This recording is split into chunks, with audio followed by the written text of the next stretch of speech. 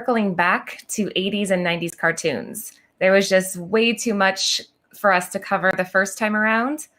And as a special treat, we have Frank Gogol here with us. He is going to be giving us his opinions and offering his top 3 favorite cartoons of the 80s and 90s.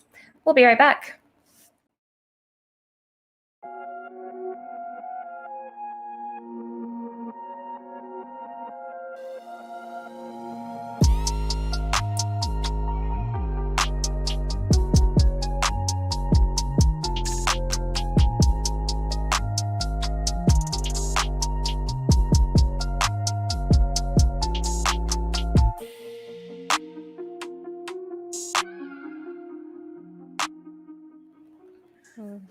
All right, guys, we are back.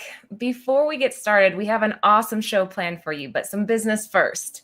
If you haven't already, please subscribe to the channel and show the Comic Book Women some love by giving us a thumbs up and leaving a comment. The Comic Book Women are now, we are on all the platforms. You can follow us on Instagram, Facebook, and Twitter. And our very generous sponsors, Bird City Comics, are currently offering you an additional 15% off of your entire purchase when you use the code ComicBookWomen15 at Bird City Comics. Let's see here. Before we get started, I know that we have Frank. I'm very excited about this. So stay tuned. When we come back, we will have him live with us. Stand by.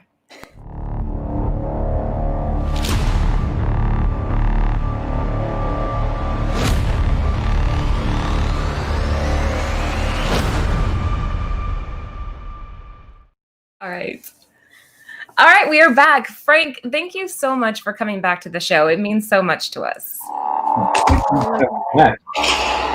Jane. Sorry. Was that for Frank? Is that how we feel? Frank's back. Is that like an earthquake? She's probably playing with one of her action figures that she has all around her desk, or a lightsaber or something. So, Frank, before we kick off the 80s and 90s stuff, we want to talk to you about Dead End Kids, The Suburban Job #1. I've been seeing this all over the place. Can you tell us a little bit about this book that comes out on January 27th? Sure. So Dead End Kids, The Suburban Job is the follow-up to my book that came out last year, Dead End Kids. Dead End Kids was just a kind of a runaway hit, and the publisher asked me to do another volume. I wasn't sure if I was going to do one at first, but then I kind of landed on this idea that I really fell in love with, of taking a close look at a group of kids kind of 7 years after 9/11 and seeing what their lives were looking like, and then kind of mixing that up with a crime story. The series has been reviewing really well so far. Pre-orders were like way off the charts, like way higher than we were expecting. It outpaced both No Heroin and Dead End Kids #1. Right.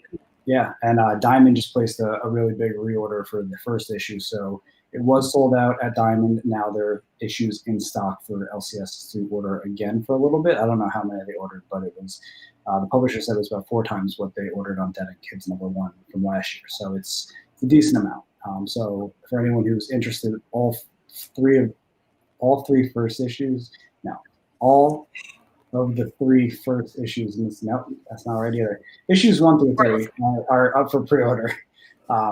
Sorry, I'm getting out of work mode. No, you're fine. I think you. I got 46. Okay, so again, to recap this, so the story takes place 7 years after 9/11. You have these 3 different kids that were all affected by it in different ways, and they kind of all have to come back together to solve like a crime story, right?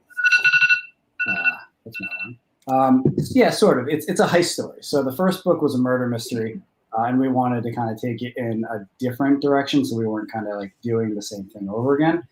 So this one is a kind of a heist story with like really grounded stakes. It's all set in like suburbia, like kids with no technology and no money and just trying to pull off this heist. But at the same time, it's the group of friends are lapsed, and there's a lot of animosity between them, and this thing brings them back together, and they have to kind of see if they can get along long enough to pull off the job, or if their kind of interpersonal bullshit's gonna tear them up before they can do it. Yeah, I was reading some of the reviews and everybody's saying that's a little bit darker because it focuses on like a real aspect of history, but that the artwork that you had here, say your artist's name because I'm going to mess it up. Nanan Savitikainen. His art matches the tone that you have set in this book. You know, it illustrates the emotion that you're trying to get across beautifully. And somebody in the chat here was just saying that Dead End Kids is a great read, that you sent a preview. And I definitely pre-ordered the book. That was Aaron Yee. Oh, thanks, Aaron. Yeah, he's in the chat right now. Gonzo has a question that actually pertains to this next part. He wants to know, is 1 through 3, is that the first volume? So the first volume, Dead End Kids 2019, had 3 issues, 1, 2, and 3. This series has 4 issues. Issues 1, 2, and 3 are up on the screen now, I believe. Yep. And if you guys want to show off number 4, we can do that. Girls, what do you think? Should we show the Comic Book Women viewers the first time ever the cover for Dead End Kids Suburban Job number 4? So it hasn't been posted anywhere, right? No, the publisher's going to release it in 2 weeks. Here. So you guys are getting a sneak peek. Let's do it. Let's see cover number 4. Oh, there it is. Oh, wow. This is separate. Oh, wait a minute. Is it money that it looks like butterflies? It's origami butterflies made out of Okay. dolls. Oh, Lucy, wow. I just noticed that. Good eye. This is beautiful. Love it. What were you saying was the concept between the different color changes from the first issue to this one? So I'm like really into details that nobody will ever pick up on. So if you look at all 4 covers next to each other, 1 through 4, it's like a leaf dying, but in reverse. So it goes from brown to orange to like a yellow green to like a brighter green. It's just, I don't know, the book's set in the fall. It's kind of got a little bit of rebirth stuff going on in terms of themes. Yeah, so it just seemed like it really fit. We also needed like a good color concept for the series. The first series had like really striking covers that were yellow, blue, and red, like, you know, the core primary colors. So we wanted to see if we can find a different theme pattern for the set of covers. And now we're starting to talk about the 3rd volume and what that might look like. And now I'm like, we're running out of colors, so we're gonna have to figure something out. Okay. I have a question. I have Council over here. He's asking, is this like volume 2? So it from the first 3 that you released, there's nothing. It's just like it's not a continuation, right? No. Think of it like True Detective. Like each season of True Detective is self-contained, but it's, you know, you watch it and you know, all right, this is a True Detective show. It looks and feels a certain way. It deals with certain genres and stuff like that. I will say, you know, in my mind, all the Dead End Kids books take place in like the same little Dead End Kids universe. So there's nothing saying they won't connect somewhere down the line, but this stands on its own. You don't need to write the first one to read this one. Okay. So this is kind of like volume 2 then. Yeah, I don't know if you guys have read Criminal by Ed Brubaker, but the early volumes of the book are all really just crime books that are all called Criminal, but none of them really connect one another until like several volumes later. So yeah, it's super accessible. Anyone can pick it up and read it and not need to have read the first series or anything like that. Or you can read the first series without this one. Frank, the chat's going crazy right now. Everybody, they're all asking where they can find it. Are there going to be convention variants? There are going to be no convention variants because there are going to be no conventions. But there are a few exclusive covers through retailers. Trying to think of which ones aren't sold out. El Rey Comics has one by Joseph Schmockley. And it's really cool. It's a wraparound cover. It's done in like the Kids on Bike style with like these really vibrant colors. They've got like 3 versions of it. One's foil all the way around. It's super cool. That I think is the only one that's not currently sold out. The other one's sold out like really, really fast. There was an Aaron Bartling cover that sold out in like 3 minutes. There was another one. Yeah, I was stalking your Facebook one. Which one was the one with the leaves? Like she's like sitting by the trees. That's the Aaron Bartling one. That one was gorgeous. Yeah, that one sold out really fast. There was one by Igor Lomov from Trinity Comics that sold out in like less than an hour. That one's pretty cool too. That one's, yeah. I wish I had sent you guys pictures of all of these. I didn't know what we were going to be talking about, but there's so many good covers for this. We're putting you on the spot because you're doing so amazing. How could we not just stop for a second and honor the work that you're putting out? And somebody mentioned that it's cool that she's wearing Doc Martens, and I think must have purposely worked with your artists to make sure that they were in attire from that time period, right? Like wearing clothes that reflect the early 2000s. Yeah. I mean, so the first volume was set in the late 90s, so that had like a very distinct like era of version of fashion that we had to like do a lot of research for. Yeah. I was only, God, I was 12 in 1999, so like my rear view mirror on that isn't that strong. So that was a lot of me and Ed doing the legwork. For this volume, I was 21 in 2008, so like, it's a lot fresher in my mind, so I was able to throw more of those details in there. I also think in this volume I had a clear image of who these characters were. Like the main character Tori is very much me at that age. So yeah, she's listening to bands that I liked. Like there's a scene early in the book where you get to see her in her bedroom, kind of just like in a little silo doing her own thing. And like there's just so many posters on her wall. It looks just like my bedroom when I was a teenager. Like just not 1 inch of wall showing, and just it's amazing. How freaking cool. See, guys, this is why you got to tune into the shows. You learn these things that you would never know otherwise. But yeah, make sure that you guys pre-order. They're on pre-order right now. They hit stores on the 27th. But we'll circle back to this at the end of the show because this is definitely something you guys want to invest in if you haven't already. Okay, to kick off the 80s and 90s cartoons, Lucy, you're taking the lead. This is your first pick, the first pick of the night, Dinosaurs. Oh my God, I'm so excited for this. Well, this one, it came out 1991 to October 1984. And then they started showing the reruns on Disney Channel. And not so long ago, I think I forgot to check if it was still on Hulu, but it was on Hulu. But now at the end of the year, I mean the month, not the year, we just started the year. The month, it's gonna be on Disney Plus. So this one would, Really? yeah, so it's on by Disney because it used to show, I think it was on ABC. Yeah. And I but don't remember. oh my goodness, I loved it. Again, a lot of the cartoons and shows, I watch them in Spanish. This one was one of them. When I was in Mexico, like this is one show that I watched with my mom. My mom even enjoyed it because my mom was kind of young too. She was in her 20s, I think. And I realized while we were doing the research for this, I realized how that's kind of like how I started collecting, I guess. I started collecting different toys and stuff like that. And also my mom, and once a week, will go to the store and buy these little boxes, and they have candy and then a toy. And that's how we start collecting all of the figures. But this show was so Very funny. cool. So in Spanish, what was his tagline? The baby in Spanish. Quiero mamá, quiero mamá. It's kind of the same, like Yeah. you know.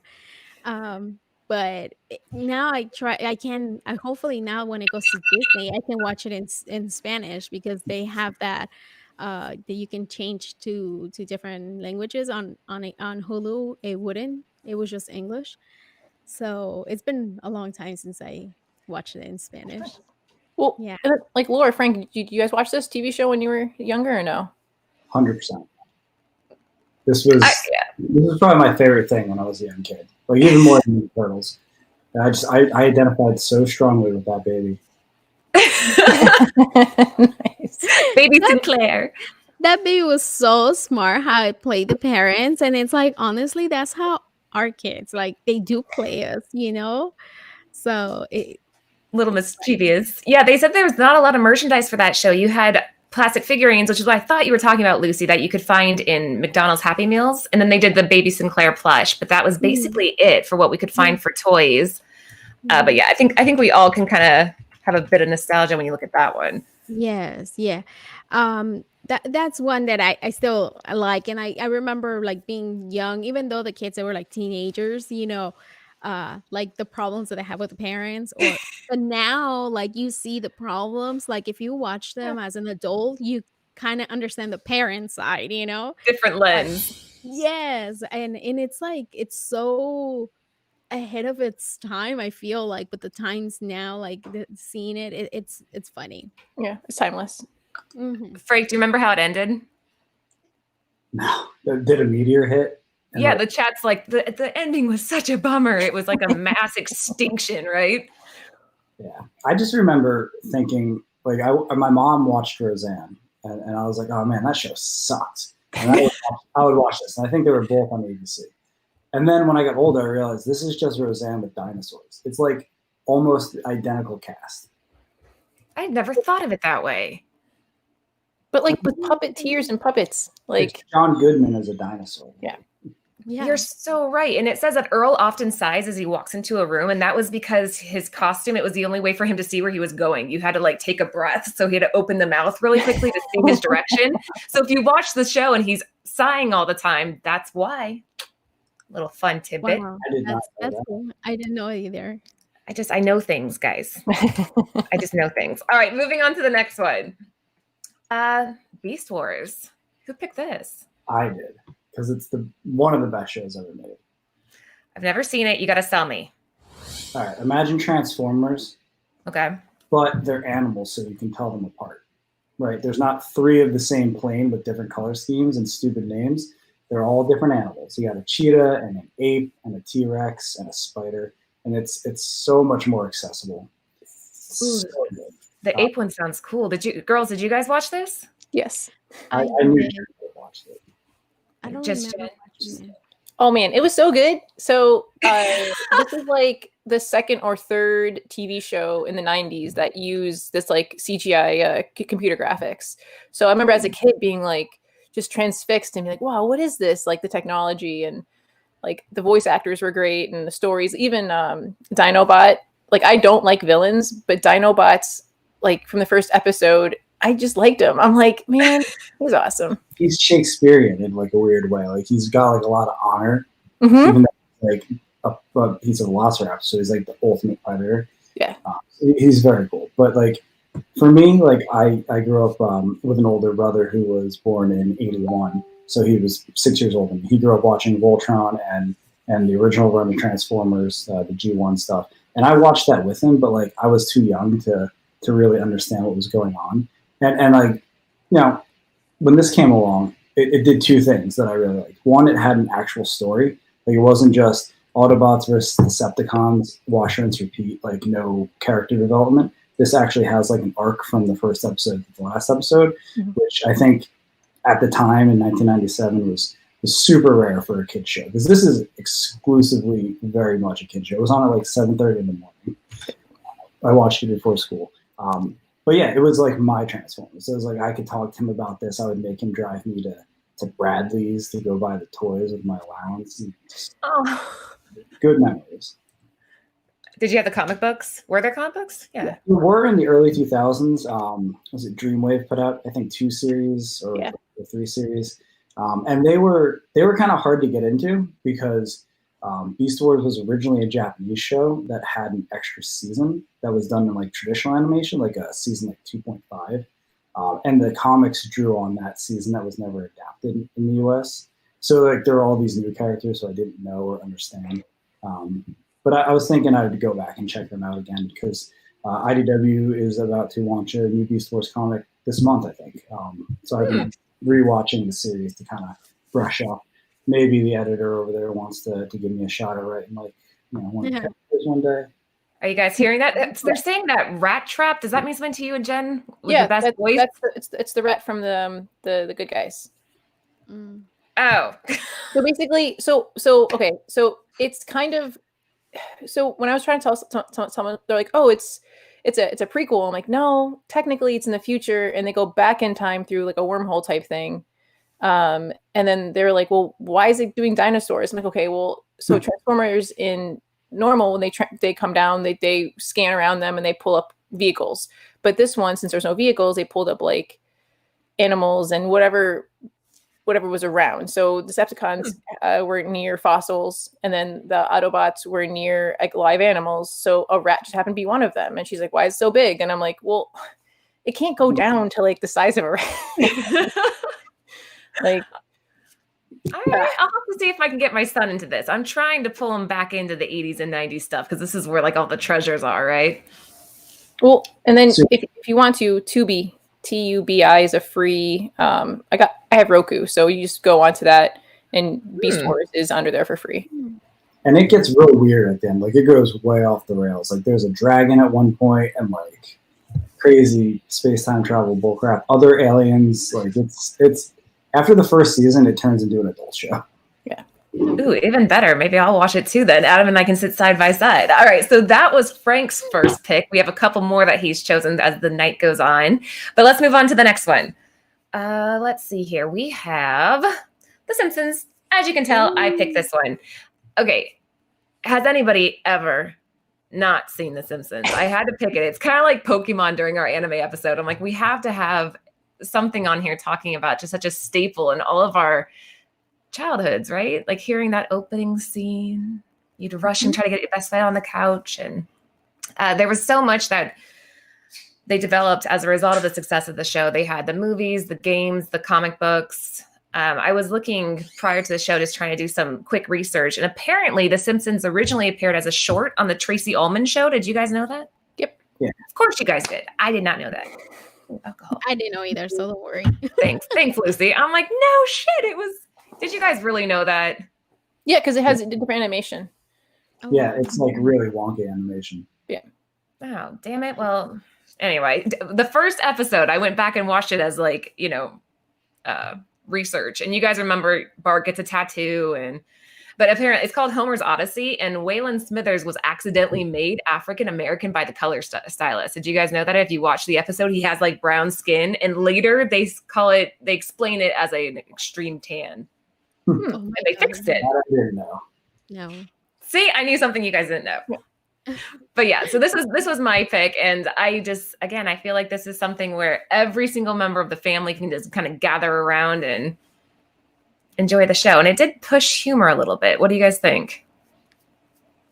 I mean, my favorite episode was in season 2, episode 21, was when they go to Comic-Con. So that was my favorite. But yeah, of course. It was before South Park. It was before all those things. So it was groundbreaking, definitely. Yeah. Who was your favorite character, Frank? Oh, God, that's tough. I mean, are there any bad characters? Lisa kind of irritated me sometimes. I like. She's not I like her. Because that's the question. But I remember watching this.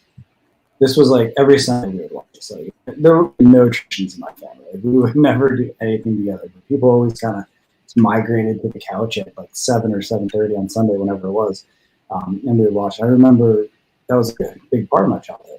Like, and it was like the cartoon that was just raunchy enough that it was still okay for me to watch it. Like, they didn't push it too far, but they definitely. There's some other stuff that I saw on the slides that was on when I was a kid that I was not allowed to watch that I did watch. We're getting to that.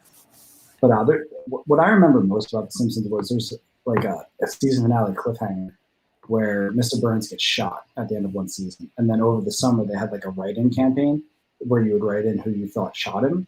And like, there was a whole like sweepstakes kind of thing.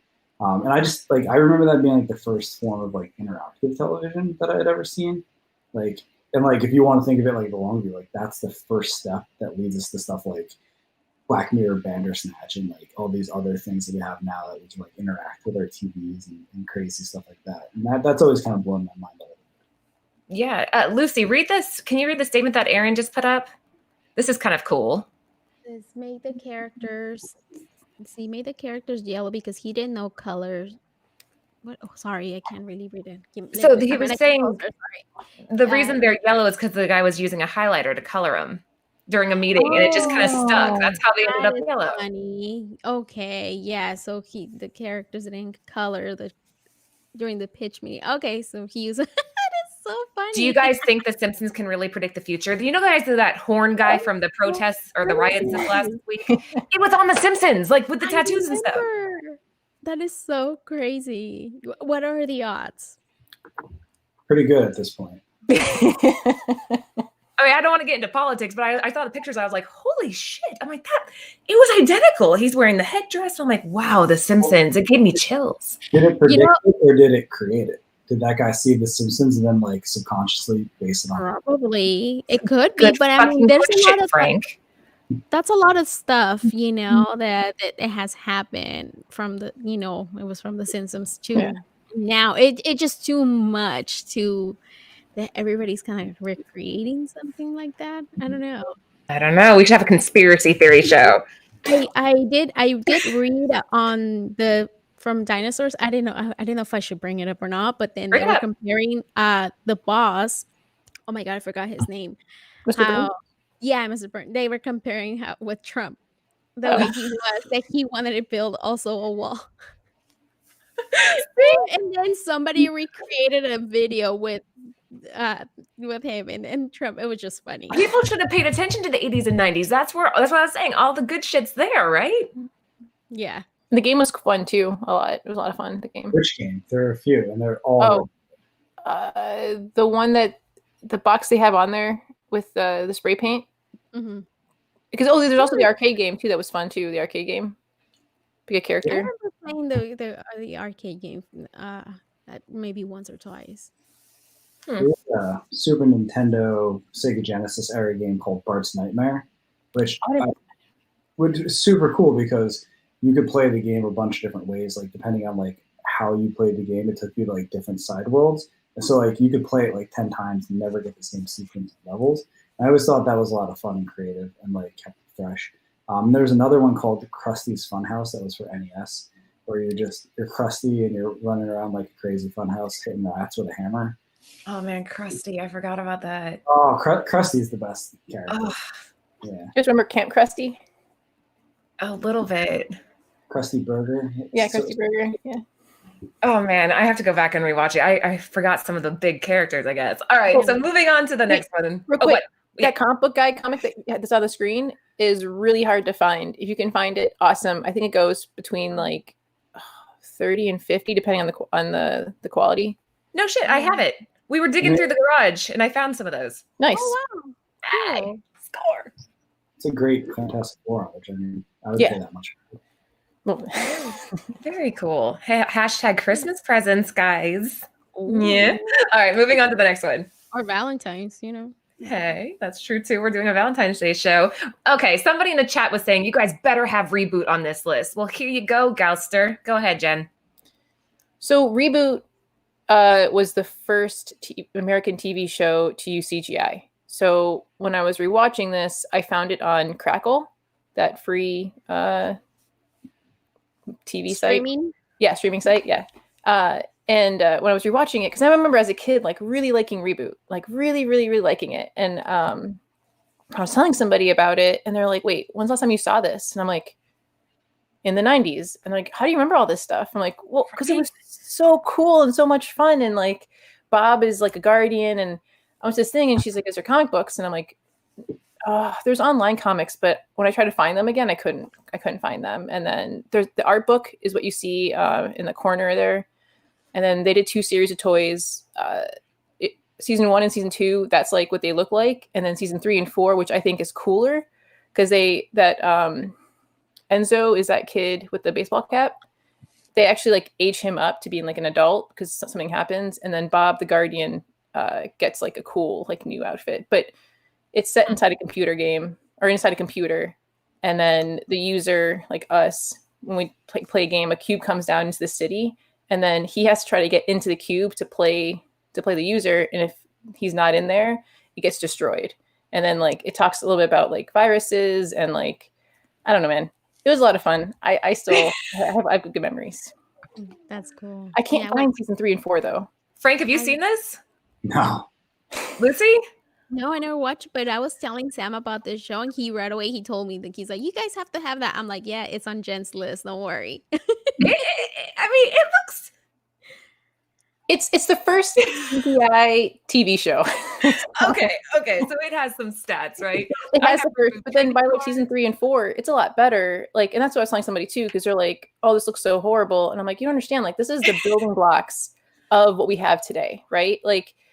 I'm sure kids like me saw this and then probably went into computer animation because I can make it better and like advance the technology and like, but you need to have these first like steps in like cobblestone foundation to it. Yeah, I know it's well said. Somebody in the chat saying they have the Reboot trading cards. I I have to say this. Frank, you know who Aaron Yee is. Girls, you guys do too. He's been in the shows a lot. He has a Camp Krusty tattoo. We'll have to show that on the next show. Definitely. Where is it? You gotta send a picture. Send a picture to the Facebook. Post it on Facebook. Yeah, you On our tramp Facebook stamp page. has to be, If right? you Like can't camp. put it on Facebook, don't send it. I want to see it now, but I had to bring that up. All right, so yeah, this was Jen's pick, and I mean, I get what you're saying. This is the foundation for so many other shows that came after it, and you got to start somewhere. And the storyline doesn't sound bad. It's different.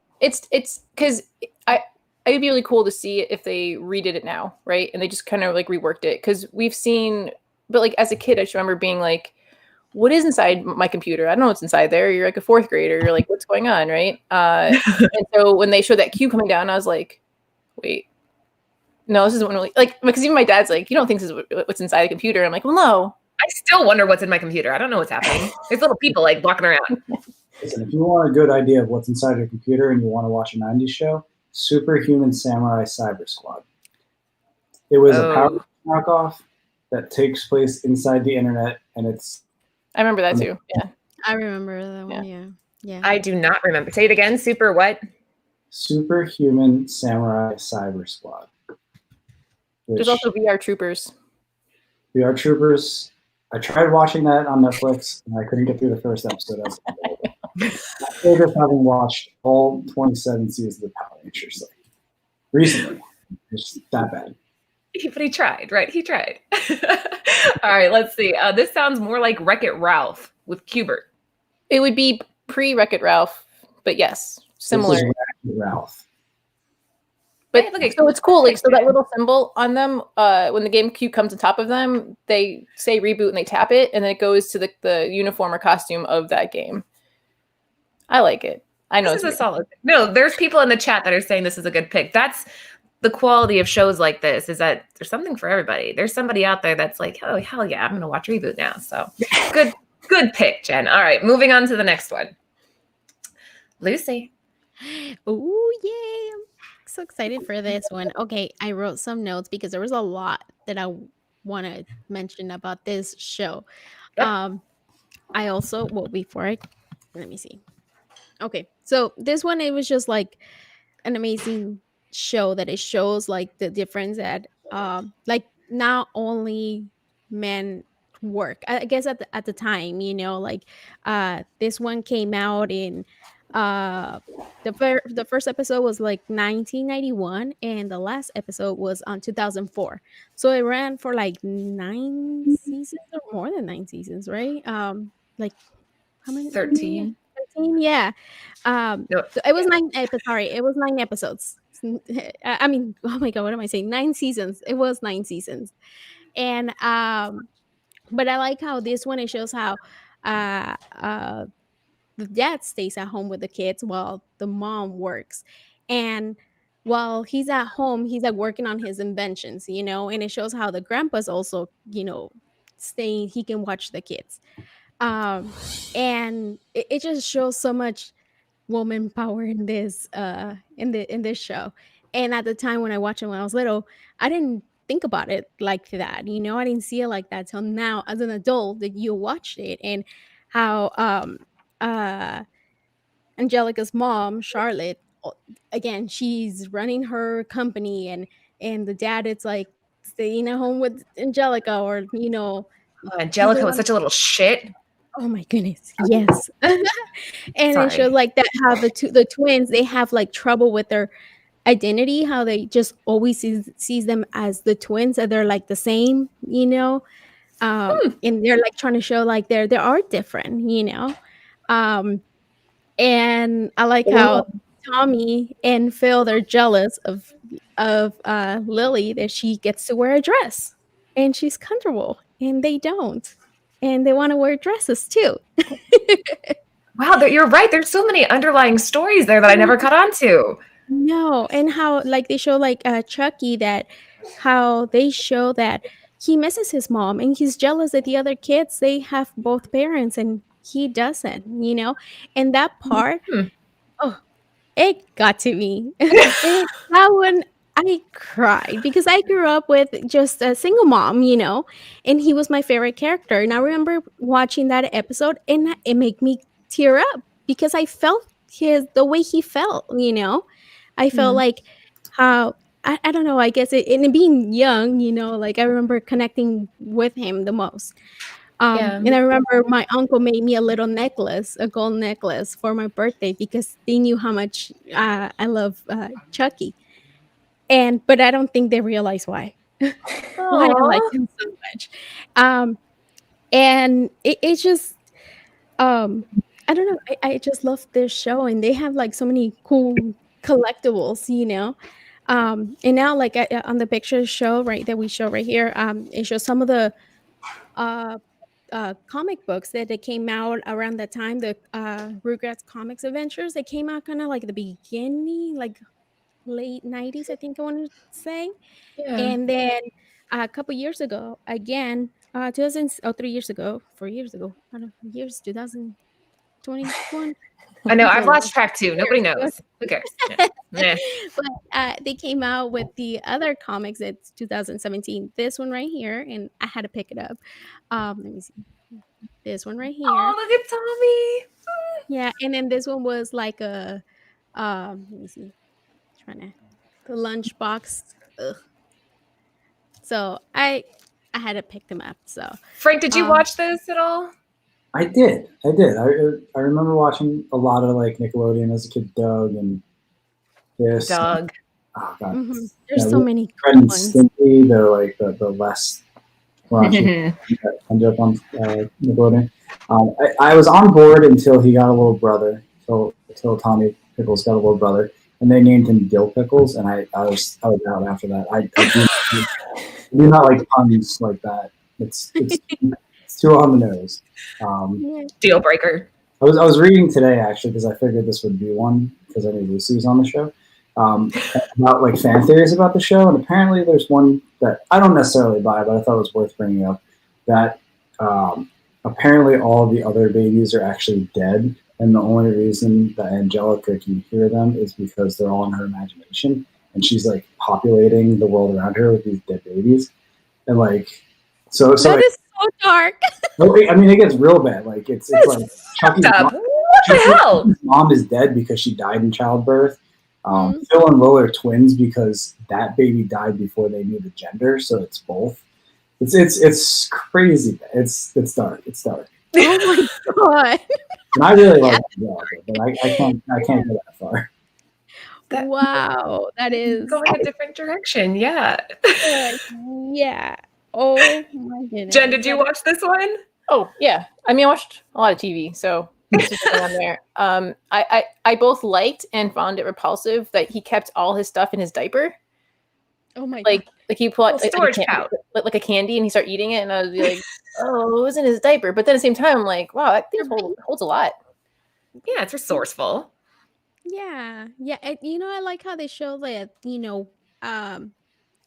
when, Tommy, like he's having a new little brother, and how they show like the jealousy, and then how to share and to learn how to love his brother. And I don't know, I feel like it's such a sweet show. I don't know. In the movies too, they have several movies, and I had a video game too. Oh well, the video game. I remember playing it. I think I want to say Nintendo though. I don't remember playing on PlayStation though. I don't remember playing it at all. Barton says, okay, Dark Rugrats sounds awesome. Look what you're doing, Frank. It's called Dead End Kids. Pick it up. You're starting a movement. You're going to ruin the show and make it all dark. Actually, it does sound kind of enticing. They could have not for nothing, the show is pretty dark if you like dig through the layers of stuff. Like I remember there's one scene where Dee Dee comes into the kitchen at like 4 a.m. and Stu is up making like powdered pudding in the saucepan. He's just making instant pudding. And she says, Stu, what are you doing? And he goes, what does he say? He says something like, I don't know, I've lost control of my life or something like that. Yeah. How they show that she's going to therapy too. Like on one of the episodes, she's going to therapy. And it's like little things that I feel like you will get as an adult, not I see watching and as an adult, it's like you see all the different perspectives. Holy hell, yeah. Like I did not catch on to any of this. Before we move on to the next one, really quickly, guys, if you wouldn't mind sharing out, that makes a huge difference. We are still in our baby stages as a show. So if you could help us and share the stream to anybody that you think might enjoy Dark Rugrats. I'm all saying over here, it's a sweet show, and then Frank comes with his dark. I know. I mean, this is the kind of shit that people want to watch. So share it out. Make sure you're following us on Instagram, Twitter, and Facebook. And make sure, again, our sponsors are offering 15% off your entire purchase over at birdcitycomics.com if you use the promo code CBW15. Jen, what were you saying? Do you guys ever have the Reptar bar, the actual candy that came out? No. Yeah, so they had like the crackle or puffed rice or whatever in it. Yeah. I never got it. Yeah. I mean, it was just to see the Reptar bar on there. I was like, same thing with like the Simpsons had a Duff beer energy drink and like a Flaming Moe's energy drink. Like you see that and I'm like, okay, I'm going to buy it.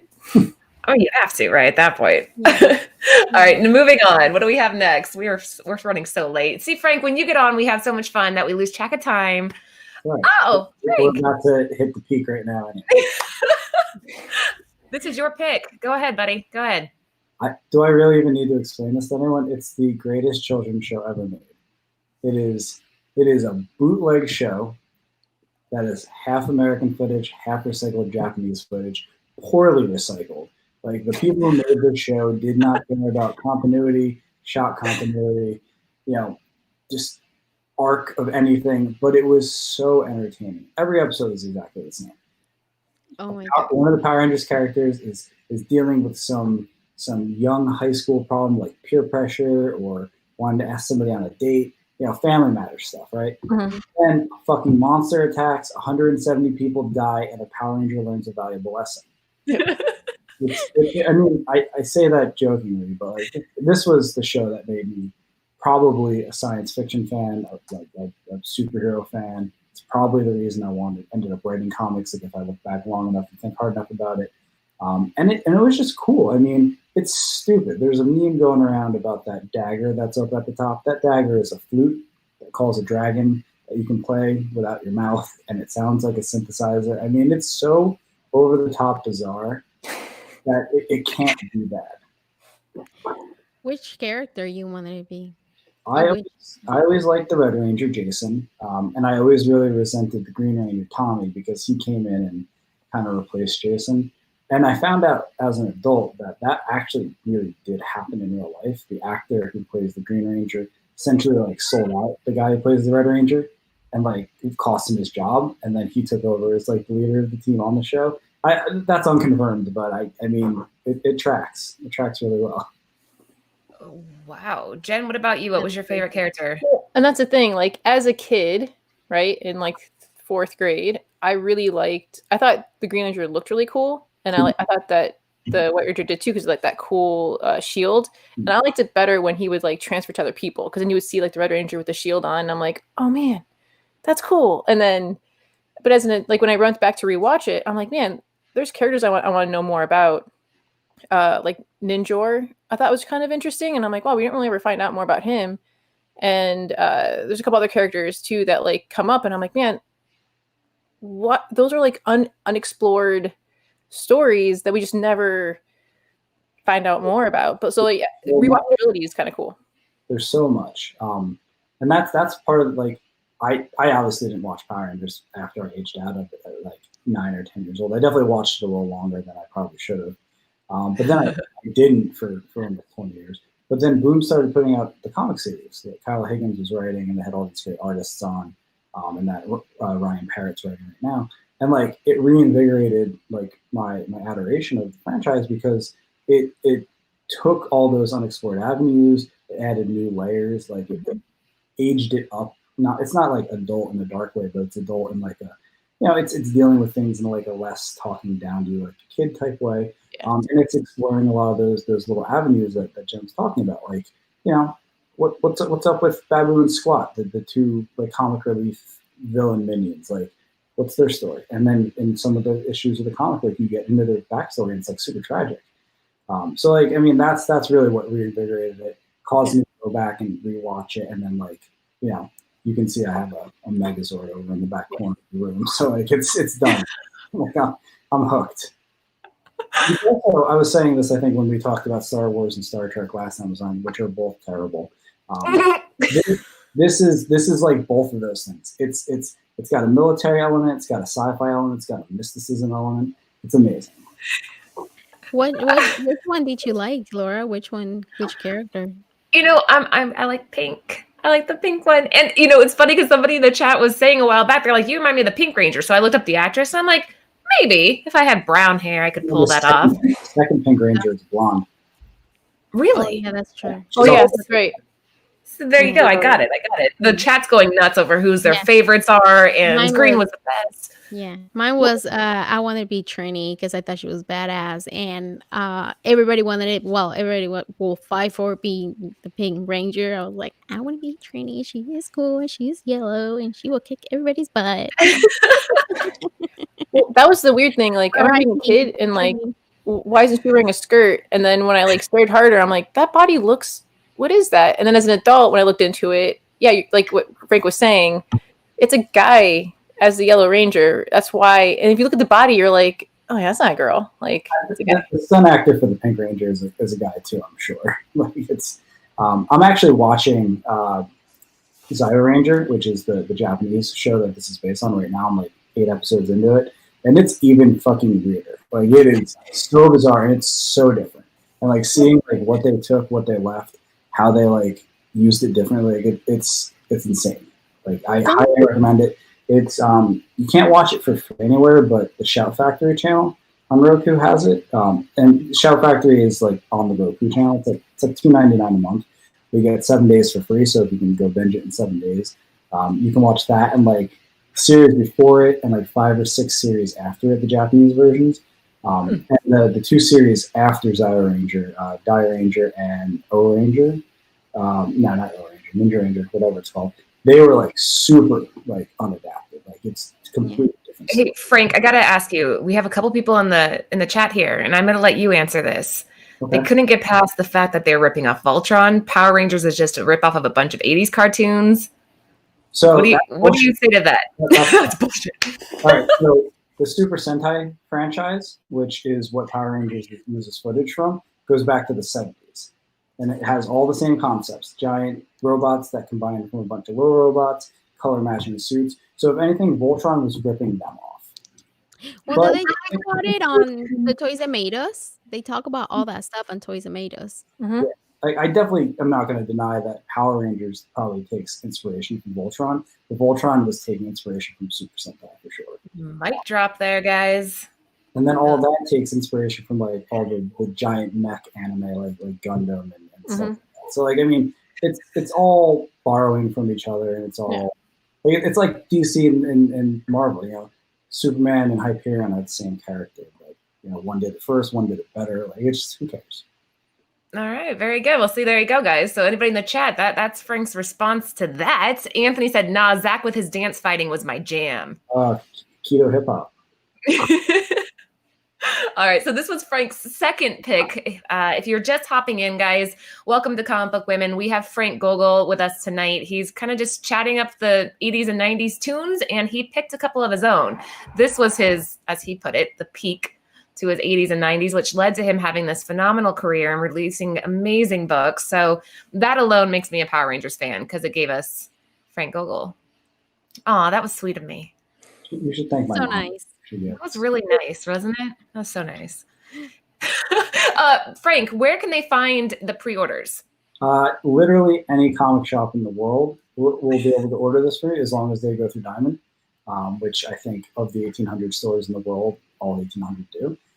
So if you have a local comic shop, you can walk in or call them or whatever is happening these days. And just tell them you want Dead End Kids' Suburban Job. They can order issues 1, 2, and 3 of 4. Issue 4 will be in solicits next month. But I bet if you tell them right now that you want the whole series, they can do that for you. That's the cover for number 4 that we just revealed here on the show. if you don't have a comic shop and you do want to check out the series, hit me up. There are lots of retailers who will ship, and I know a lot of retailers. I'm more than happy to connect people and make sure that happens for you. Just, Facebook, Twitter, wherever. Yeah, so I can order 1 through 4 right now at the LCS. Gonzo, yeah, that's basically what he's saying. As long as your LCS works with Diamond, and if you don't want to go into an LCS, which you probably should, I mean, support your local shops, we can give you guys some alternatives if you want to shop online. If your shop uses Comic Hub, you can just go in and set it to pull the. I think we know a comic book shop that works online. Yeah, Is big bird something. It's yellow. It's yellow. I know that it's yellow. I can feel Anthony in the other room like, what? Bird City Comics, guys, make sure if you're interested, you could reach out to us. We'll make sure to get this for you because it's definitely one that you have to have in your collection. Frank's as talented as he is hilarious. So, and again, follow us on all the platforms, Instagram, at the Facebook, at the Comic Book Women on Facebook, and that's close enough, and Twitter. All right, moving on to our next pick. We have I actually did that. Okay, let me premise this by saying that I told you guys in high school I had like no friends. I was such a loner, and so I was hooked on Beavis and Butt-Head, and this is my pick. Obviously, this made a lot of parents mad. My mom even got mad whenever I would watch this show, so they had to add like a little disclaimer to it and whatever. But Mike Judge, do you guys know who that is? Yeah. He did the voices for like half the characters. It's crazy. He was the voice of Beavis and Butt-Head. He used so much of his childhood when he created this cartoon. Like one of the characters was a kid that lived in his neighborhood. The principal, I forget the name, was based off of one of his teachers. But anyway, so I picked this one. And when we were discussing our picks for this week, Jen was like, oh, well, you got to bring up King of the Hill and Daria. But those were both spin-offs off of Beavis and Butt-Head, right? I mean, Beavis and Butt-Head was the originator, and then you ended up with King of the Hill. You ended up with Daria, which, Frank, I hate to tell you, that character was based off of Darlene Connor. Did you know that? Yeah. I know that. Yeah. But anyways, this one had the movie. Did you guys watch the movie? Yeah, I watched it recently. I don't remember. What's recently? Like in the last 12 months. I showed it to my wife for the first time. And to this day, I don't know if you remember this from watching it. To this day, once a week, she'll walk up behind me and she'll whisper in my ear now, I'm going to Vegas to play the sluts. That little lady was so freaking cute. Yes, I remember that. My favorite scene, though, is when they're jumping out of the back of the moving car and they're like, let's just run really fast. It's so fun. You know what? Did you guys watch Step by Step? And there's like 2 characters that look like them. It was so funny. Oh my God. They got close. I mean, the real life characters got close. And I think there was talk about doing a live movie of these characters, but then it kind of just fell off the map because Judge said that he got too overwhelmed with all the content demands. But in 2011, at the San Diego Comic-Con, they talked about bringing it back. Judge said, because TV has gotten too smart. Mm-hmm. Well, they did bring it back for a little bit, but they changed the format a little bit. It was, instead of having them watch music videos in between, they almost did like a Mystery Science Theater 3000 with like MTV. Oh, yeah. So they would watch like clips from Jersey Shore. Like I remember one, there's a scene from the second season of Jersey Shore where they make like an STD whiteboard to like track like who would give who what. Oh. And then they joke something like, if you go back far enough, you'll find the origin of STDs. It's a hookup board. That's what it is. It wasn't the same. It didn't have like the same novelty as the original show, but it was funny and modern and like really did scratch an itch when it was on. Yeah, and it makes you miss MTV. I watched an interview, if you guys are wondering why I keep referencing Judge, but he said that Cornholio was improvised. That he was just like trying to think of something. So he put his shirt up over his head and started walking around like Cornholio. And that was one of my favorite things I would say to my mom. I got TP for my bumhole. And she would get so mad. She's like, be a lady. That is so funny. Oh, Steve said, oh wait. Steve just said there's no butt on butthole. There's no butt, but bunghole. Bunghole, that's right. Yeah. Anyways, I'm getting back to we're talking about here. You can find the comic book. I think we own that one, actually. There were some toys. Any of the merchandise, you weren't allowed to have the AC/DC or the Metallica on it because, you'd have to buy the rights, and that would be expensive. And Judge went on to voice Kenny in the South Park movie, right? Oh, really? Wow. He voices like a ton of stuff. Huh? He just mumbled and he got big. No, there's a part where Kenny talks, remember? Big. I saw that movie when I was 9 years old. So. No. Yeah. Well, I'm going to go back and watch this movie again now. Hip Hop Is Me, he said they were going to relaunch Beavis and Butt-Head on Comedy Central, I believe. So that's where probably it was going to relaunch. You know what? From the movie, the best scene is when they're in the White House and Butthead tries to hit on Chelsea Clinton and she throws him out a window. That's the Okay. You know what? Fine. I agree. That's pretty good. Movie, and he flashes with the braces and just see him go out the window in the next scene. It's so good. The whole movie is so good. Jen, what do you think? Butthead fan? I mean, I really liked Daria. I've rewatched it I don't know how many times, and then King of the Hill are things I can rewatch over and over again. And so when you brought this up, I just remember being like, I remember my friends all liking it, and me just being like, okay. And then I remember watching we just with them in the movie and being like, okay, I understand the mass appeal, but I'm like, I like Daria better. I like Daria too. Daria was MTV's attempt to bring a stronger female lead to draw in female viewers to MTV, and I think they did a good job. They had who was it? Tracy Grandstaff was the voice of Daria. That sounds right. It's right. Just trust me. It's right. But anyway, having her and the voices that she did, I think that did bring in some more females into that realm, because you're right. Beavis and Butthead's definitely a brand. You have to feel it, right? You have to feel. Hold on really quickly here. Frog Baseball. Yeah. So if you guys know what that is, Frog Baseball was the original clip that they made with Beavis and Butthead hitting frogs with baseball bats. And that's what MTV bought from Judge. And then it became a whole show. Anyways, sorry, I'm nerding out. I loved Beavis and Butthead. I'm so glad Frank just recently watched this movie, because a lot of people nowadays are like, I don't know, that wasn't something I was into. And I was like, you're missing out. Anyway, moving on to the next one. I'm done. Oh yeah. Hey Arnold. I love this one. It was if I'm sure everybody knows what this cartoon is, but this one is the adventures of Arnold, a great schooler who lives with his parents Phil and Gertrude. I can pronounce Gert. That's what they will call her, right? Gertrude. The grandma. She was my favorite. The grandma. She was so awesome. So this one, the first episode date on July 10th in 1996, and the final episode was June 8th, 2004. And it was based on short stories by Craig Bartlett. I think that's his name. And it streams on Hulu. And the movie, it's on Netflix. I don't know if you guys watched the last movie. It came out 2017. It was so good. If you have watched almost all the episodes, which before the movie came out, we were watching all the episodes. And on the movie, the whole time you were watching the cartoons, he doesn't have his parents because he lives with the grandparents, and on the movie he finally gets to see his parents, and I was like, oh my god, all these years, finally. You were crying at too many of these cartoons, Lucy. You're getting emotional. Such a crybaby. Yes.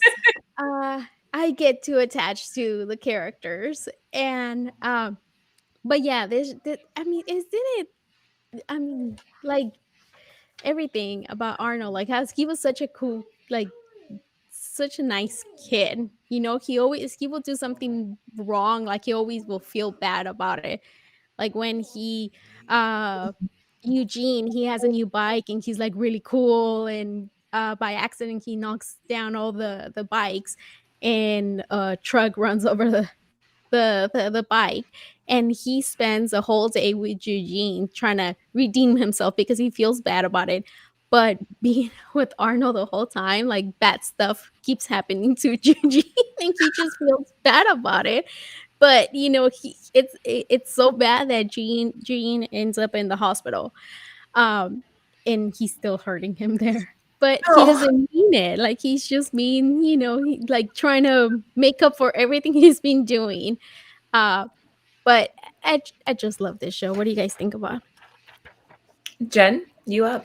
Oh, I really like it. Like I liked it back then. And then I actually didn't watch. I know about the movie until she told me. I'm like, there's a movie, and she's like, that's really good. And so I just watched it like the other day, and I was like, oh, this is nice. It's a good wrap up, and if you're a fan of the series, it's a good like all things that you wanted happen in this movie. So you're like, okay, cool. Tied by the loose ends. Frank, what do you think of this one? I remember watching it. That was coming to the end of my Nickelodeon days. But I definitely saw some episodes. I remember the Stoop Kid episode in particular. There's also, I don't know if it was a Christmas special or what, but there is a really good episode that I liked where Helga wants to buy Arnold a gift, and the other plot of the episode is Arnold's trying to help one of the tenants in his grandpa's. And that was one of the best views. He's trying to help another guy connect with his daughter, and then the guy wants a nice gift for the daughter, so Helga buys the boots that the daughter wants. It's a whole thing, but it's very sweet. But that's my whole impression of the show, is that it's very wholesome in like a good way. Not dark enough for me. No dead babies. No giant robot dinosaurs. But I did like it. Yeah, and all the characters, they actually used kids for the show. But Arnold, they do had to change different kids because their voices will change. But most of the time they did use all kids. That was pretty cool. Solid pick, Lucy. Very solid pick. All right, let's move on to the next one. Batman animated series. Batman Beyond. Oh, Batman Beyond. Shit, sorry. It's okay. That's important. Yeah, so I just going from watching the animated series to this, and like I know I said in our last one about like the Great Ghost, when Ink breaks in to the Batcave, following Terry, and Bruce puts on he gets pushed into the case, he puts on the goggles from Great Ghost. So I'm like, man, like they did a great job with continuity, bringing it over. And then even like the epilogue for Batman Beyond is it's just the Justice League cartoon. It's called Epilogue. It's 2 episodes, and basically you find out like who Terry, like where he actually comes from, and like how Amanda Waller has like a hand in it. And I'm like, wow, that's a really great wrap up for the series. I would still keep watching this. But yeah, and then who knew that guy from oh man, it was it like Disney Boy Meets World? The older brother Eric is the voice of Terry McGinnis, and I was like, oh hey. Boy Meets World. Frank was probably crushing on Topanga, right? Yeah, she was all right. We'll do Girl Next Door. Frank, did you watch this one growing up? Me? Oh yeah, for sure. I mean, I was a huge fan of Batman the animated series. This definitely came on when I was sort of aging out of cartoons, but I do remember like really distinctly that they had like the world premiere for this on primetime. Like it was on at like 7:30 or 8 o'clock at night on like Saturday, and that was kind of a big deal. And I remember watching that, and I remember like bits and pieces of the show. Like I remember the quality being really good, and like it being a lot more mature than what you would expect from like a cartoon for children. But like it follows suit with the Batman animated series like vibe and tone in a good way. It's one that is on my list of things to go back and watch because I do think it's probably still very good. It holds up. Really quickly, my producer just walked in. One of our peeps over at Bird City Comics donated for one of our giveaways. This is the Batman Warner Brothers 1966. It's the storyboard, like the actual. Can you guys see that? Wow. Can you? For the animated series. Gosh. I know. He sent it to us. We got like this. Oh, there, that's better. He sent us this package in the mail, and we opened it up. We're like, no shit. This is like the original storyboard that was used in the animated series. So we're going to be giving this away on our next show, actually. But pretty freaking cool, right? What? Sorry, Jen. Here you go, Jen. That's really cool. Yesterday on the giveaway. Alfred enters SC, takes a hold of paper in Batman's hand. Alfred comes to stop in front of Batman, holds paper up to examine it. Close up on paper in Alfred's hands. How cool, right? That's really cool. So what do we have to do? We got to comment? Like, Yeah. just Frank Gogol is dropping comments? I don't know what Anthony has decided, but I know they're giving it away at tomorrow night's show. I don't know what the terms are, but Frank, what you were saying earlier, though, about this one being a little bit darker, as I did watch this one, and he's totally right. This is where you were trying to kind of transition away from the younger viewers into something that the adults can watch too. It was pretty solid. Lucy, did you watch this? No, I never watched it. Sam was just telling me too. He's like, "You guys have that?" I'm like, "Jen has it on her picks," but yeah, I don't remember this one. Yeah. Oh, real quick, Jay Stack says, "Where's X-Men animated series?" We did that one, the first part. This is the second part, so you can go back and watch our first part of the cartoons. Okay, go ahead, Jen. So I feel like the Batman Beyond was trying to age up with us, right? Like it was trying to grow older. Like it was just cool to see Batman from a different perspective than Bruce Wayne. And then the technology was a cool aspect. And I felt like Terry's issues, because Bruce was always like kind of a loner and like he would go out to like only be the Bruce Wayne party boy. Whereas Terry actually had like friends and like a connection to the outside world. And like he had to go to school. Like he wasn't rich. He could just be homeschooled. Like he had like homework issues. And I don't know.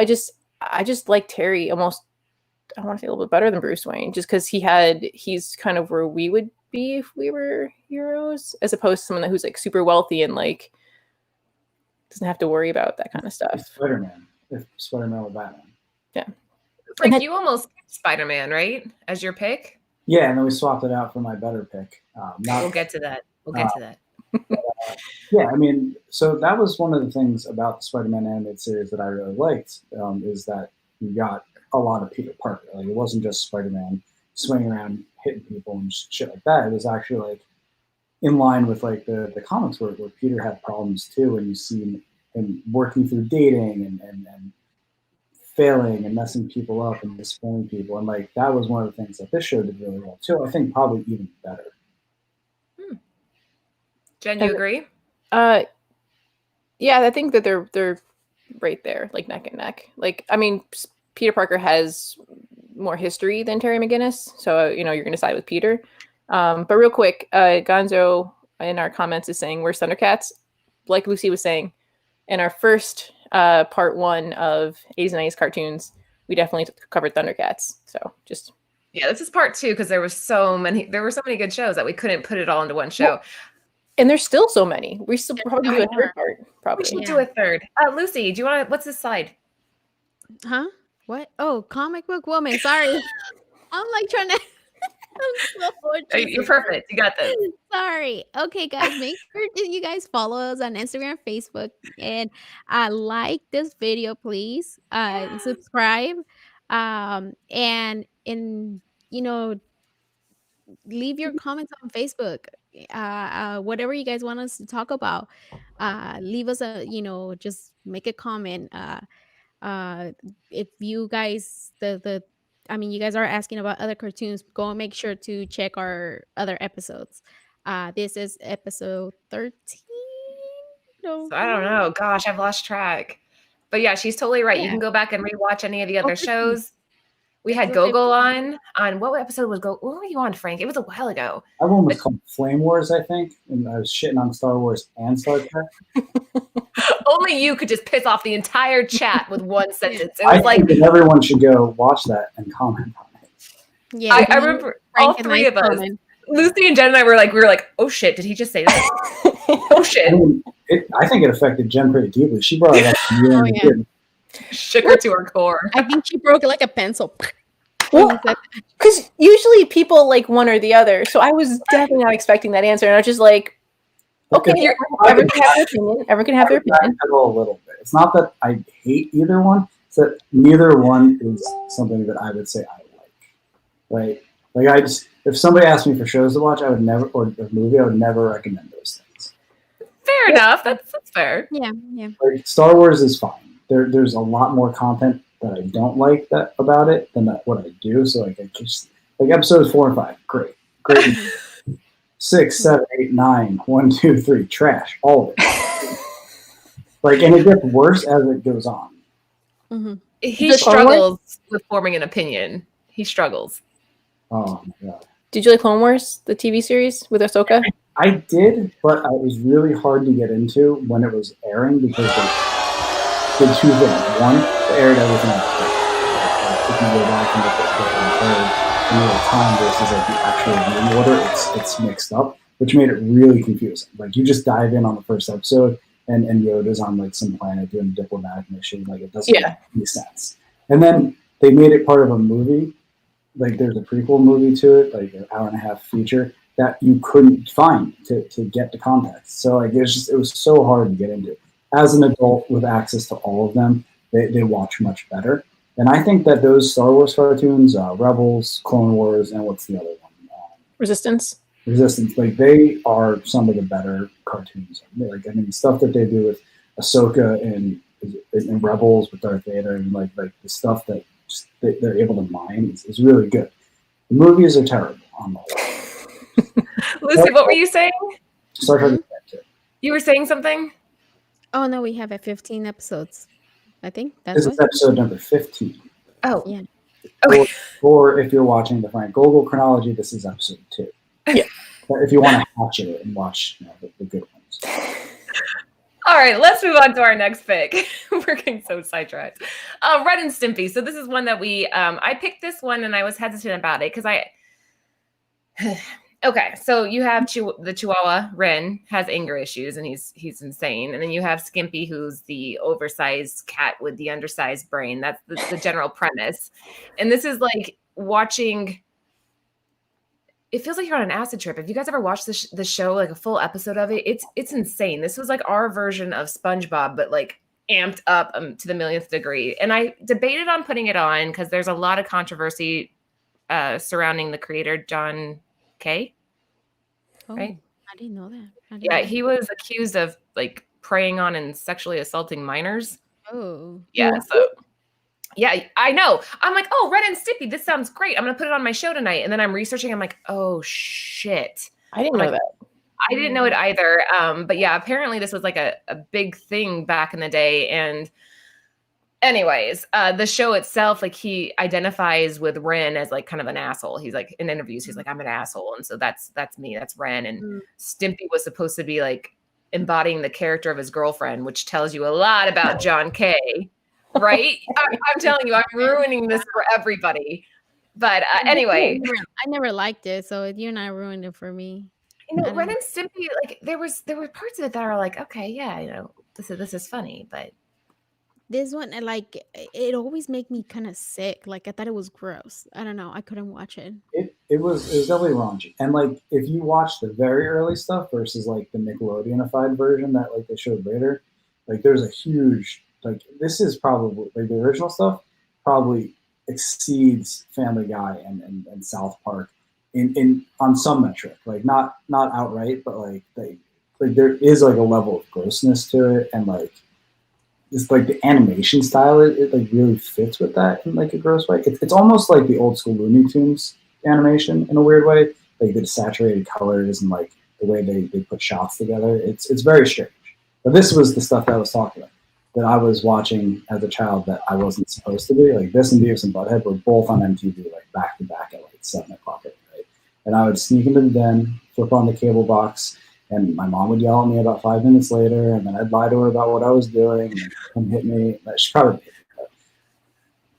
Yeah, I mean, I wasn't allowed to watch it either, but I would sneak it in here and there. And it's like you said, very dark humor, a lot of raunchy sex jokes, considering this was a cartoon. A lot of butt stuff too. Right, there was like a butt one where they took off Stimpy's butt and put it on Ren's pecs. Do you guys remember that episode? Anyway, this ended up on Inside Edition because parents were having such like a problem with this airing. And so you're right, Nickelodeon did kind of reel it in a little bit and make it more acceptable. So they're talking about having a whole new series coming out here again. In August 2020, they were talking about this whole series being rebooted. And obviously the John K guy will not be involved in the new series.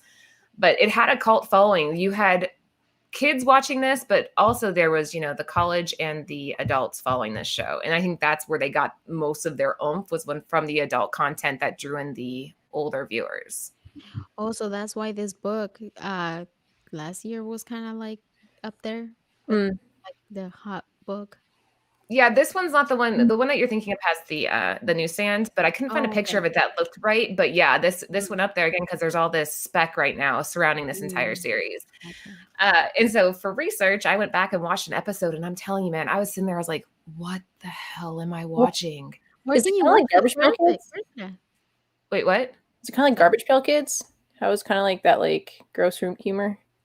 No, this is darker. Like they took off one of the episodes where I think it's Ren like beats somebody up with like a canoe oar, like is beating him, and he has like really bad anger issues. Like he would strangle Stimpy, and yeah. They do this shot where they like close up on Ren, and his eyes would be red, and like his ears would be bent back, and it's fucking. He lived in like a bird house too, right? Like SpongeBob? No, not like SpongeBob. No, worse. No. SpongeBob was not as bad. Like no. SpongeBob had some like it kind of reminded me of just like that like similar. How would I say this? Not the artwork, but the way it was art style. Yeah, that's probably what I'm thinking. But like Ren and Stimpy was drawn by hand, and you can see all the artists in the early '90s like just going slide by slide, and it would take hundreds of thousands of hours to put this season together. But anyway, so you guys can form your opinion on your own, but I do think that this is going to be popping back up probably sometime this year. We'll see. We're specking. All right, moving on to the next one. Oh, Jen. So I kind of mashed She-Ra and He Meshes Universe together because I just feel like they're so, at least for me, are entangled. Not only because they're twins, or are they still twins? Frank, I've been meaning to watch the reboot of She-Ra. I still haven't done it, but I keep hearing great things. So good. He-Man's not in the new one at all. It's She-Ra's own little sandbox. Okay.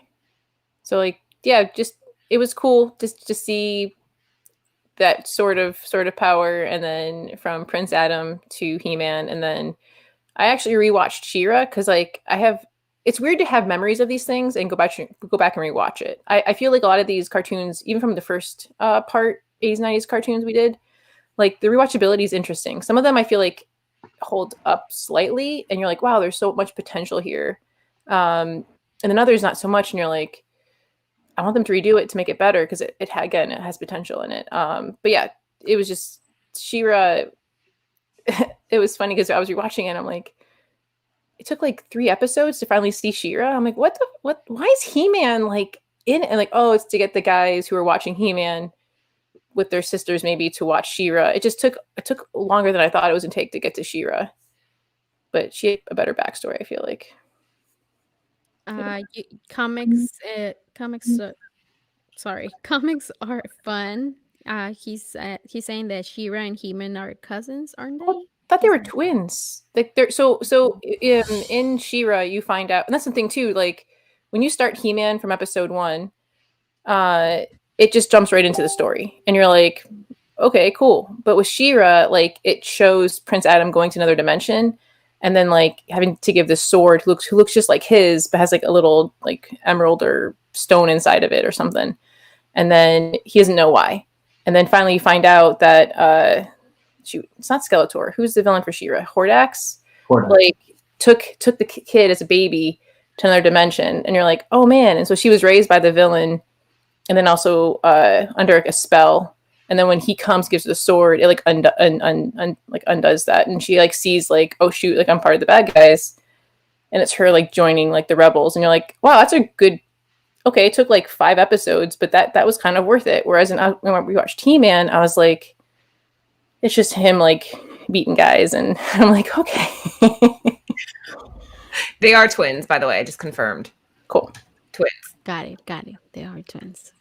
Yeah. I didn't watch this one. I'm sorry. The closest I can get to this character is the son of Zorn. Which was canceled too soon. Oh, sorry. I forgot to My mic is loud. You're so right. Lucy, have you seen Son of Zorn? No. It was good. I don't think so. If you want your heartbroken, go watch it. It's so good. It's hilarious. Where can I watch it? Oh, It was it a used- Fox show, so probably on Hulu. It was on Okay, I'll Hulu. I don't watch know if it's. Well- Oh yeah, it's Hulu. Anthony says I fucking love that show. Okay, Hulu. So yeah, okay, I'll check it out. But I remember watching a little bit of the Master of the Universe. Do you guys see like Dolph Lundgren play the live action? No. No, Really?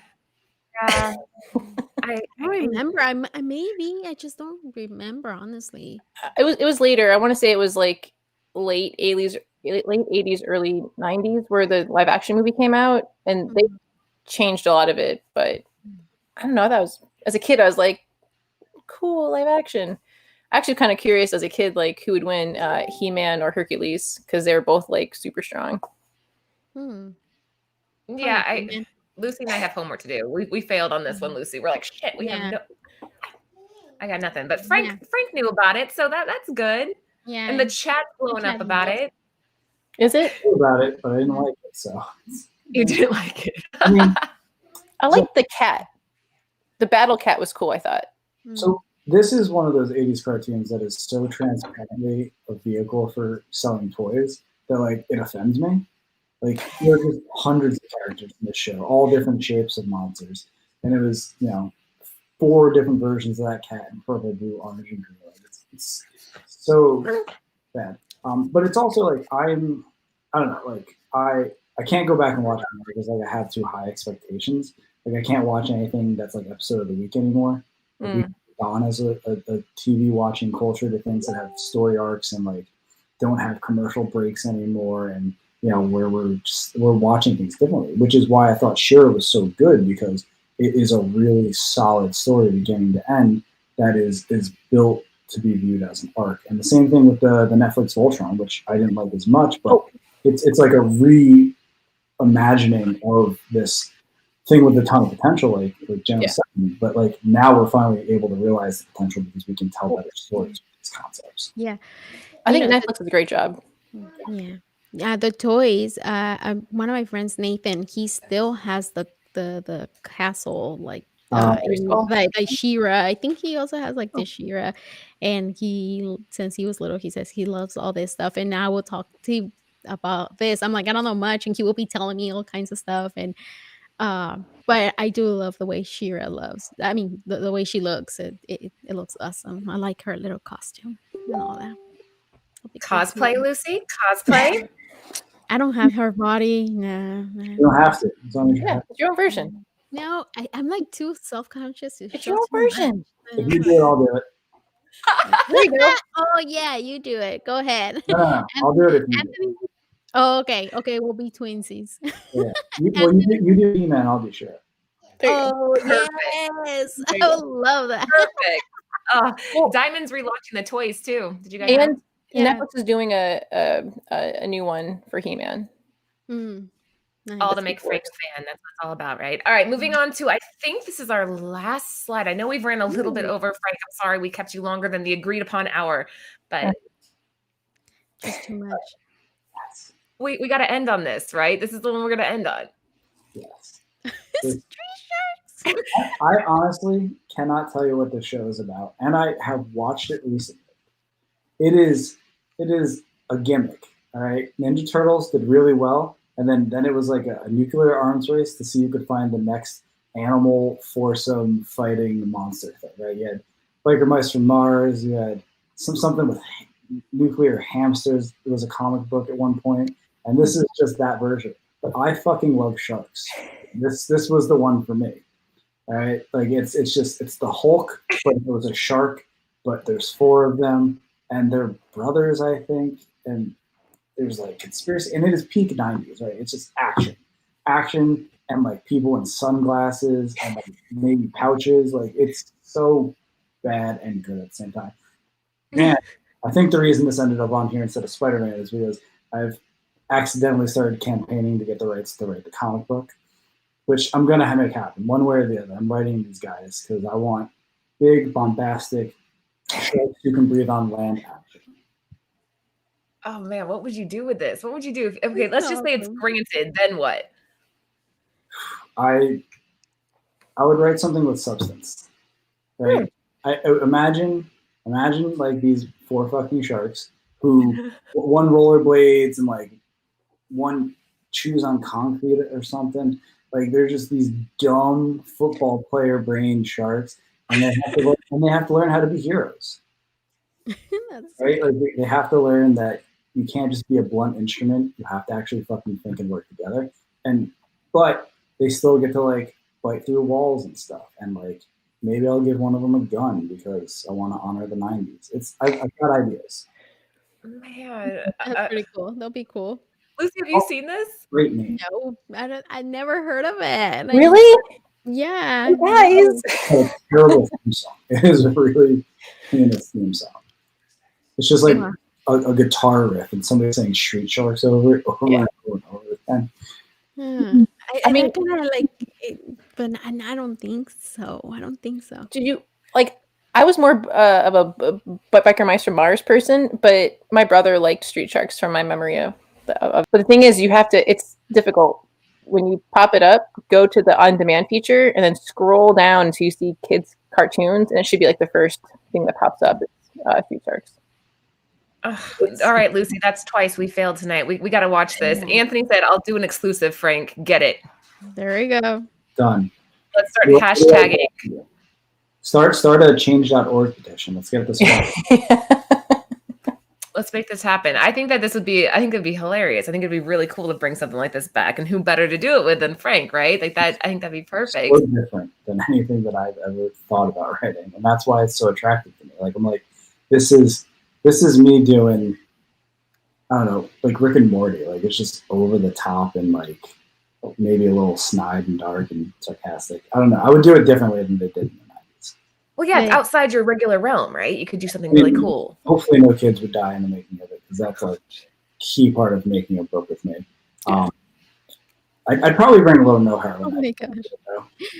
Okay, there you go. Anthony's saying hashtag Frank for Street Sharks. There you go, guys. Love it. Start the hashtag. Nice. Everybody that's watching, start that hashtag. Let's make a little movement of this. Yeah, and while you're at it, let IDW know you want me to write Beast Wars too, because there we go. We'll land one of them. Yep. We got 2 things going here in the works. Lucy, do you have anything to add before we wrap it up? Oh, make sure to follow us on Instagram, Facebook, YouTube. Like this video, give us a like. And if you're watching the rerun, leave a comment. And anything you guys want us to a show that you guys want us to do, just leave a comment on Facebook. Make sure to follow us on Facebook, Instagram, YouTube, and Twitter. And don't forget to use our code at Bird City Comics. CBW. Wait, what is it? CBW15. I said it with such a confidence. I'm like, that was perfect. That'll get you another 15% off your entire order, which is awesome. And again, before we let you guys go, Frank has a new book that you can pre-order now. Dead End Kids, The Suburban Job 1, 2, 3, and 4. Well, 1, 2, and 3 now, 4 eventually here. Pre-order 1, 2, and 3. Go to your local LCS or come over to birdcitycomics.com. We'll take care of you there also. Frank, anything else you want to add? I think everyone who's watching should go into the comments right now and drop their very best shark pun name. So, like, the characters in the show have really dumb shark pun names. Like, I think the orca-based one was named Slamu. So, so whoever comes up with the best one of those, and this is a big if I can ever write it, I will write your character into it. But you got to do the names. What about Blowy? No, that sounds kind of dirty. Yeah, come on, girl. What are you thinking about? I was thinking the blowhole. You perverts! Oh my god! In the way you're doing it, that looks even more dirty. All right, fine. Good thing I didn't say spermy. There you go. What did you say? I thought this was a family show. I think I'm thinking more whales, but you said the orca thing. So orcas aren't sharks. They're sea creatures. They're whales, but there's one on the show. Oh. His name is Slamu after Shamu and Slam. It's a pun. What do you got, Lucy? Can you think of a name off the top of your head? Lucy.